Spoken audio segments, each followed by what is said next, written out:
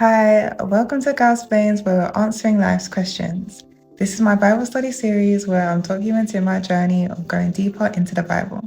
So today's question is, are we underestimating the power of the word good? So I have a thought that we are underestimating the word good in the Bible.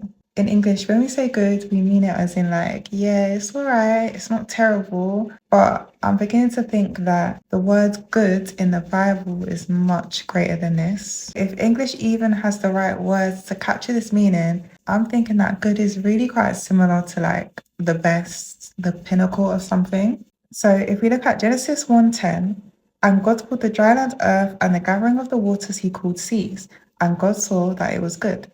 And God saw that it was good is repeated throughout the creation of the earth at the end of every day. So the way that I'm looking at it is imagine describing the seas and the oceans and how vast they are as just good.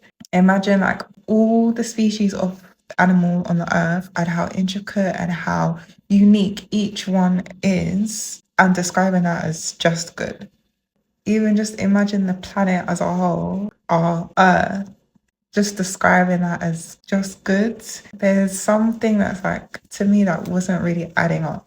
Even when you're out in nature yourself and you can hear all the animals and you can feel the breeze and you can look at all the plants and the trees, you realize to yourself how great nature actually is and the depth of what good means. It's not just how we would say it in English. It means something so much more. It's really quite remarkable if you really think about it. So now then, if we look at the phrase not good, we can now assume that it's going to mean something that's terrible, like the worst thing that can happen, like almost catastrophic. If we look at Genesis 2:18, then Yahweh God said, "It's not good for man to be alone, and I will make him a helper suitable for him." So I could go on a whole tangent about this section of Genesis, and I feel like it deserves its own section. But the essence that we're kind of getting from this is that women, we exist because God saw that it was not good for man to be alone. Isn't that mind blowing? So not good cannot just mean in the English sense of, yeah, it's not bad. It's actually life changing. Now we've got our new definitions of good and not good. Let's continue. 1 Corinthians 7:1-2. Now concerning the things about which you wrote, it is good for a man not to touch a woman, but because of sexual immoralities, each man is to have his own wife and each woman is to have her own husband. So now that we understand good to mean the best, the peak, the greatest outcome, it is best for a man to stay single and not fornicate with or over a woman who is not his wife. So now that we're really thinking about it, we can see how this verse aligns with our awareness of how dangerous lust can be, how much damage it can cause to a person's whole life trajectory, and the danger and the chaos it can cause to families too. But then this also kind of leads us to why we can now see he who finds a wife finds a good thing and finds favor from Yahweh. It's all kind of making sense and everything's kind of piecing together now a bit more clearly. Again, this particular verse needs more time spent on it, so I won't really go into it now.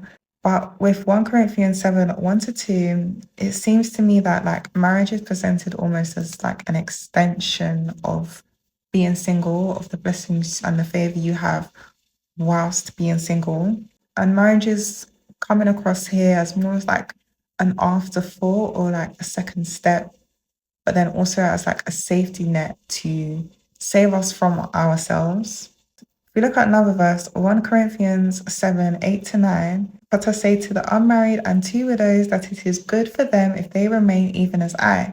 But if they do not have self-control, let them marry, for it is better to marry than to burn with passion. Again, the theme here is that marriage is a gift from God and should be treated as such and not really as your main purpose in life and the main thing that you're striving for. It is good for them if they remain even as I.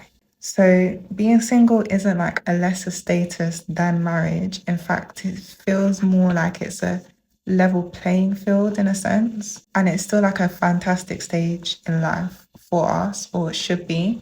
And marriage is more an extension of who we are and how we feel internally when we're single. So knowing this all now and putting this all together, we shouldn't feel like less than who we are and feel ashamed or feel like we're not living up to the life that God has wanted us to live because we are not married yet.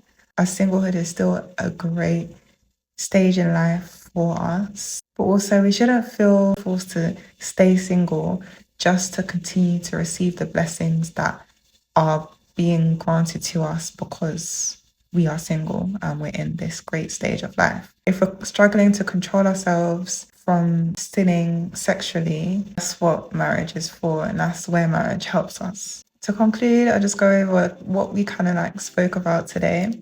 So the first point was that our definition of good should be elevated to like the peak of something, like it's the greatest thing that can happen. And likewise, our definition of not good should be downgraded to be like the worst thing, the bottom pits. It's like abysmal. The third point is that singlehood is a blessing. The fourth point is that marriage is a gift. It saves us from sin, and it's an extension of our favor that we have whilst being single. And the verses that we looked at were Genesis 2:18, 1 Corinthians 7, 1-2, and 1 Corinthians 7, 8-9, and Proverbs 18:22. Thank you for tuning in to gal.splains. Hope to see you again soon. Subscribe, like, share, comment. I want to hear your thoughts.